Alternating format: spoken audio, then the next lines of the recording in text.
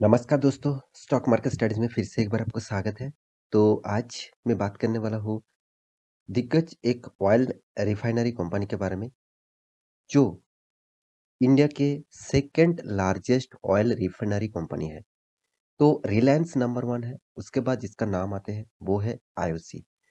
तो आईओसी के बारे में बात करूँगा, तो आईओसी में एक बहुत बड़ा मतलब पेशर फ्यूचर में देखने को मिलेगा।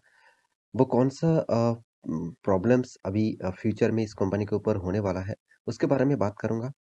तो पूरा वीडियो वीडियो को डिटेल्स में देखिए क्योंकि देखिए बहुत एक बैड न्यूज़ भी बोल सकते हैं आप। तो क्या बैड न्यूज़ है इस कंपनी के ऊपर, उसके बारे में ज़रूर बात कर ले लूँगा। तो वीडियो को लास्ट तक देखना और अभी तक आपने इस चैनल को सब्सक्राइब नहीं किया तो ज़रूर सब्सक्राइब कर लेना। तो चलो देखते हैं आज के स्टॉक के बारे में।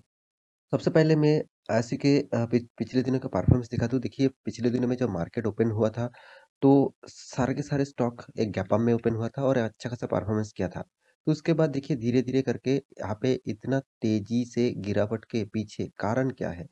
देखिए, पहले जब मार्केट ओपन हुआ, मैं 5 दिन का चार्ट पर ओपन कर दूँ, तो करीबन-करीबन देखा जाए तो 4% तक तेज़ी था। तो 4% तेज़ी होने के बाद फिर से 2% क्यों आ गया? तो इसके पीछे रीज़न तो आपको जानना ही होगा। क्योंकि देखिए अगर खराब मतलब मार्केट में खराब सिचुएशन है, तो हर कोई स्टॉक गिर रहा है, वो ठीक है। मगर मार्केट में जब पॉज़िटिव सिनेरियो है, तब कोई स्टॉक गिर रहा है, उसके पीछे तो रीज़न ज़रूर होगा। तो उसके बारे में ज़रूर यहाँ पे बात कर लूँगा। तो देखिए कंपनी का नाम जो है वो इंडियन ऑयल कॉर्पोरेशन, जो मेरे पोर्टफोलियो में नहीं है क्योंकि मैं इस टाइप कंपनी के ऊपर निवेश नहीं करता हूँ। उसका कारण अभी भी मैं आपको डिस्कस करूँगा। तो देखिए कंपनी सबसे पहली बात एक गवर्नमेंट कंपनी है। आप खुद ही देख लीजिए government of India, ministry of petroleum and natural gas. तो इसका जो मेन बिज़नेस है वो पेट्रोलियम और नेचुरल गैस का। तो इस कंपनी के बारे में आपको ज़रूर सोचना चाहिए क्योंकि देखिए कंपनी आप इस कंपनी के ऊपर इन्वेस्ट करेंगे तो इस कंपनी के बारे में डिटेल्स थोड़ा-सा देख लीजिए। तो चलो देख लेते हैं कौन-सा वो न्यूज़ है जिसके चलते इस कंपनी के ऊपर प्रेशर होने वाला है। वो न्यूज़ मैं पहले दिनों में आपको पब्लिश किया था। वो न्यूज़ अभी भी यहाँ पे आपको दिखा रहा हूँ। यहाँ पे देख सकते हैं अपोलो हॉस्पिटल शेयर एक्चुअली इसका जो न्यूज़ था एक्चुअली इसका Apollo hospital share price raise इसका कारण क्या है? निफ्टी 50 के इंडेक्स के ऊपर मार्च से एंटर होने वाला है। मतलब निफ्टी 50 के अंदर देखिए निफ्टी 50 निफ्टी के जो 50 शेयर्स है, आप एक बार खुद ही यहाँ पे देख लीजिए। निफ्टी के जो 50 शेयर्स है, उनमें तो 50 शेयर्स ही रह पाएँगे। तो यहाँ पे और एक कंपनी एंटर होने वाला है, मतलब कोई ना कोई तो स्टॉक को बाहर जाना पड़ेगा। तो यहाँ पे आप खुद ही देख लीजिए निफ्टी 50 के अंदर इतने सारे 50 शेयर हैं। तो यहाँ पे एपोलो शॉप का नाम यहाँ पे नहीं है, तो एपोलो शॉप का नाम यहाँ से उम, एंटर होने वाला है, वो भी मार्च मतलब एंड होने से पहले। तो किसको बाहर निकलना मतलब निकल जाएगा, तो कौन बाहर निकलवा जाएगा? तो यहाँ पे आप खुद ही देख सकते हैं आईओसी। तो आईओसी इंडियन ऑयल कॉर्पोरेशन इसको बाहर यहाँ पे रास्ता दिखाया गया है। तो इसका बाहर रास्ता दिखाने का जो मेन मकसद है देखिए, कारण तो कोई ना कोई है। कोई भी स्टॉक इंडेक्स से कोई भी कंपनी नहीं चाहेगा कि उसके उसके कंपनी से किसी एम्प्लॉयी को निकाल दे। मतलब निकाल दे कोई भी कंपनी नहीं चाहेगा। मगर अगर वो कंपनी अच्छा खासा मतलब वो एम्प्लॉयी अच्छा खासा परफॉर्मेंस नहीं कर रहा है, तो ऑब्वियसली उसको निकलना ही ठीक-ठाक रहेगा। तो सेम टू सेम यहाँ पे निफ्टी 50 के अंदर निफ्टी का जो इंडेक्स है, उसका जो परफॉर्मेंस देखिए कोई एक कंपनी खराब करेगा, तो उसके लिए तो थोड़ा-सा तो प्रेशर पड़ेगा ही। तो इसीलिए एप्पल सॉफ्ट को एंटर करने वाले हैं और आईओसी को यहाँ पे एग्ज़िट करने वाले हैं। तो यही सबसे बड़ा प्रेशर है। देखिए, अगर मान के चलिए आप एक बड़ा कंपनी में काम करते थे, तो उस कंपनी में आपको सैलरी 1 लाख रुपया पर मंथ मिलता था। तो आपको वहाँ से हटा दिया गया, तो आप छोटा कंपनी में जॉइन करेंगे, तो वहाँ पे तो आपको 1 लाख रुपया नहीं मिलेगा।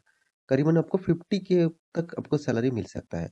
तो आपका तो जो 1 लाख का जो खर्चा था, वो 1 लाख से आप मेंटेन करते थे, अब 50 के हो गया। उस 50 के हिसाब से ही आपको मेंटेन करना पड़ेगा। मतलब आपका इनकम कम हो गया। तो सेम टू सेम अगर वो यहाँ पे आईओसी को भी यहाँ से मतलब बाहर का रास्ता दिखाया गया है, तो आईओसी भी जब बाहर का रास्ता दिखेंगे, तो इसमें लोग इन्वेस्ट करने से पहले सोचेंगे क्योंकि कंपनी उतना अच्छा खासा परफॉर्मेंस नहीं कर रहा है, तो इसीलिए इसको बड़ा सेक्टर से हटाया गया है। तो इस बात को आपको ध्यान में रखना होगा। तो इसी बात मार्केट को थोड़ा-सा नेगेटिविटी लगा, तो इसीलिए थोड़ा-सा यहाँ पे प्रॉफिट बुकिंग शुरू हो गया था। तो मेरे कहने का मतलब यही है, आप स्टॉक मार्केट के साथ जुड़े हुए हैं तो आपको सारे इन्फॉर्मेशन एक-एक करके देखना चाहिए।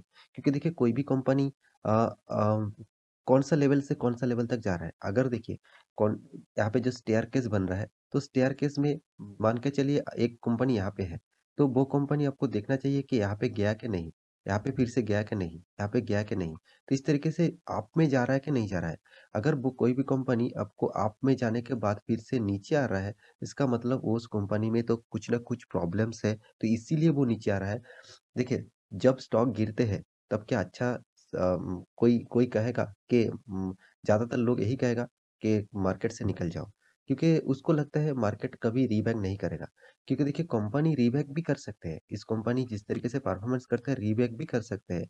मगर फिलहाल के लिए निफ्टी 50 से यहाँ पे उसको बाहर के रास्ता दिखाया गया है, तो मेरे हिसाब से इस कंपनी के ऊपर थोड़ा प्रेशर देखने को मिलेगा। तो अभी बात कर लेते हैं कंपनी के ऊपर क्या निवेश करना चाहिए? उसके बारे में जानने से पहले आपको कुछ डिटेल्स यहाँ पे देखना होगा। सबसे पहली डिटेल कंपनी का अर्निंग। देखिए कंपनी का अर्निंग जो है साल भर की मैं बात करूँ तो कंपनी हर साल में अच्छा खासा यहाँ पे इनकम करके आया है। कोई खराब इनकम नहीं किया, अच्छा खासा इनकम किया। और यहाँ पे जो एक्सपेंस है, एक्सपेंस के बारे में बात करूँ, कंपनी ने एक्सपेंस भी देखिए उसी तरीके से किया जिस तरीके से कंपनी ने इनकम किया। और उसके बाद बात करूँ तो कंपनी का जो इंटरेस्ट, इस चीज़ को आपको ज़रूर देखना चाहिए क्योंकि कंपनी का इंटरेस्ट बहुत महत्वपूर्ण होता है, क्योंकि इंटरेस्ट जितना ज़्यादा पे करेंगे आप, उतना ही आपके हाथ से मार्जिन चला जाएगा। मान के चलिए आप एक बिज़नेस कर रहे हैं, उस बिज़नेस में आपको बैंक से लोन लेना पड़ेगा। तो लोन इतना ज़्यादा ले लिया कि कंपनी में आप जितना भी प्रॉफ़िट हो रहा है, लोन का जो इंटरेस्ट है उसको पे करने से ही आपका सारा पैसा चला जा रहा है। तो आपका बिज़नेस करने से फ़ायदा क्या है? तो सेम टू सेम यहाँ पे देखना होता है कि इंटरेस्ट कितना पे करना पड़ रहा है और उसके हिसाब से कंपनी के हाथ में क्या बच रहा है। तो कंपनी के हाथ में जो प्रॉफ़िट रेशियो बच रहा है, तो हर साल में कंपनी प्रॉफ़िट कर रहा है। हाँ, बीच में सिर्फ कोरोना के सिचुएशन में ही कंपनी लॉस किया था 893 करोड़ का, बाकी सारे के सारे साल बहुत शानदार कंपनी प्रॉफ़िट कर रहा है। तो इस कंपनी का जो फाइनेंशियल रिपोर्ट है, बहुत शानदार है। मैं खराब नहीं कहूँगा, ज़बरदस्त रिज़ल्ट है। रिलायंस इंडस्ट्री जिस तरीके से काम करता है, जिस तरीके से प्रॉफ़िट करता है, उसी तरीके से इस कंपनी का भी परफ़ॉर्मेंस देखने को मिला। क्योंकि मैं यहाँ पे अ, जो रिज़ल्ट आपको दिखा रहा हूँ, वो कोई खराब रिज़ल्ट नहीं है, शानदार और 5 स्टार रेटिंग वाला रिज़ल्ट है। मगर एक चीज़ यहाँ पे नेगेटिविटी है, वो है कंपनी के पास जो कर्ज़ा। देखिए फाइनेंस कंपनी के ऊपर अगर कर्ज़ा होता, मतलब बोरिंग होता, तो मैं मान लेता। मगर दूसरा कंपनी में अगर कर्ज़ा इतना ज़्यादा होगा और उसको इंटरेस्ट पे करने से ही पैसा पूरा चला जा रहा है, तो उस कंपनी के ऊपर फ्यूचर में प्रेशर रह सकते हैं। और दूसरी बात हो गया गवर्नमेंट कंपनी। तो गवर्नमेंट कंपनी में सबसे बड़ी बात जो इन्वेस्टर है, वो उतना ज़्यादा निवेश नहीं करना चाहते। खुद देख लीजिए 8% 12% एफआईएस कितना 8% डीआईएस कितना 12%। इसका मतलब क्या है? इन्वेस्टर भी यहाँ से उतना निवेश नहीं किया है। बाकी आप रिलायंस इंडस्ट्रीज़ देख लेना, एफआईएस और डीआईएस ने सबसे ज़्यादा माल उठा के रखा। तो इसका मतलब क्या है? इसका मतलब यही सोचना है, जिस कंपनी के ऊपर पब्लिक ज़्यादा इन्वेस्ट कर रहा है, उस कंपनी के ऊपर थोड़ा-सा प्रेशर तो रहेगा ही हमेशा के हमेशा। क्योंकि देखिए पब्लिक इंस्टीट्यूशन देख लीजिए, एफआईएस के बारे में बात करूँ तो यहाँ पे देखिए, कौन इंस्टीट्यूशन है, डीआईएस के बारे में बात करूँ, आप खुद ही देख लीजिए, एलआईसी लाइफ इंश्योरेंस कॉर्पोरेशन, वो यहाँ पे माल उठा के रखा 7.5% से भी ज़्यादा। उसके बाद देखिए SBI long term equity fund, मतलब जितने सारे म्यूचुअल फंड्स हैं, वो यहाँ पे माल उठा के रखा है। मगर अब पब्लिक कौन है? पब्लिक को आप देखेंगे तो देखिए पब्लिक कौन है? Oil and natural gas corporation limited. तो ऑयल एंड नेचुरल गैस खुद ही यहाँ पे इन्वेस्ट करके रखा है। आईओसी शेयर ट्रस्ट वो भी इन्वेस्ट करके रखा है। लाइफ इंश्योरेंस कॉर्पोरेशन अलग से भी इन्वेस्ट करके रखा है। तो देखिए यहाँ पे जितने सारे इन्वेस्टर हैं, मैं यही कहूँगा इस कंपनी में देखिए प्रोमोटर के बाद ज़्यादातर निवेशक यहाँ पे निवेश नहीं किया है, सिर्फ़ के सिर्फ़ पब्लिक यहाँ पे ज़्यादातर निवेश किया है और साथ ही साथ कंपनी का जो कर्ज़ा है, वो देख लीजिए 1,08,000 करोड़ से भी ज़्यादा, इतना बड़ा कर्ज़ा कंपनी लेके रखा है। हाँ, यही कहूँगा पहले तो 1,30,000 करोड़ से भी ज़्यादा यहाँ पे कर्ज़ा था, उसको थोड़ा-सा रिड्यूस किया है, मगर इसका मतलब ये नहीं कि कंपनी ने पूरा डेब्ट फ्री हो गया। कंपनी का डेप्थ ऑफ इक्विटी भी आप देख लेंगे, तो करीबन 1% तक डेप्थ ऑफ इक्विटी है। तो क्या इस कंपनी के ऊपर निवेश करना चाहिए?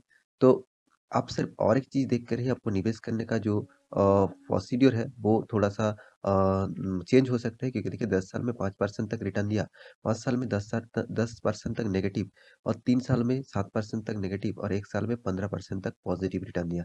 इसका मतलब क्या है? इसका मतलब कंपनी रिज़ल्ट तो करते हैं, मगर सॉरी प्रॉफ़िट तो अच्छा खासा कमाता है, मगर आपको रिटर्न उस तरीके से नहीं दिया। तो इस कंपनी में लोग किस फ़ायदे के लिए निवेश करते हैं? देखिए वो फ़ायदा है डिविडेंड। कंपनी देखिए बहुत बार यहाँ पे डिविडेंड दे चुके हैं। बायबैक, ये भी एक इन्वेस्टर के लिए पॉजिटिविटी है। बोनस, कंपनी देखिए 3-3 बार बोनस दे चुके हैं, 2009 में, 16 में, 18 में। तो इस तरीके से मार्जर, कंपनी देखिए मार्जर भी किया। इतना बड़ा मार्जर 2 बार हो चुके हैं, आप देख सकते हैं। तो इतना फ़ायदा, इस टाइप के फ़ायदा आपको चाहिए तो आप इस कंपनी के ऊपर निवेश करना चाहते हैं तो निवेश कर सकते हैं। बाकी मेरे हिसाब से इस कंपनी में उतना मतलब अभी फ़िलहाल के लिए उतना पोटेंशियल मुझे नहीं लगता है, क्योंकि जब गवर्नमेंट पूरा स्टेक बेच देंगे तब इस कंपनी रॉकेट की तरह भाग सकता है। तो तब तक मैं वेट करूँगा और अभी फ़िलहाल के लिए मैं इस कंपनी के ऊपर निवेश नहीं किया हूँ। हाँ, आप निवेश करके रखे हैं तो होल्ड करिए, बेच मत देना, क्योंकि कंपनी कोई खराब ही नहीं है, कंपनी के ऊपर बहुत बेस्ट परफॉर्मेंस है। तो उतना प्रॉफ़िट आपको नहीं मिलेगा जिस जिस तरीके से आप मतलब आपका जो एक्सपेक्टेशन है, वो उतना प्रॉफ़िट आपको नहीं मिलने वाला। तो आशा करता हूँ सारी जानकारी आपको मिल चुका है, तो मेरा वीडियो अच्छा लगे तो लाइक करना, दोस्तों के साथ इस वीडियो को शेयर भी करना। मिलते हैं नया स्टॉक लेके, तब तक के लिए अच्छे से रहिए, अपना ख्याल रखिए। बाय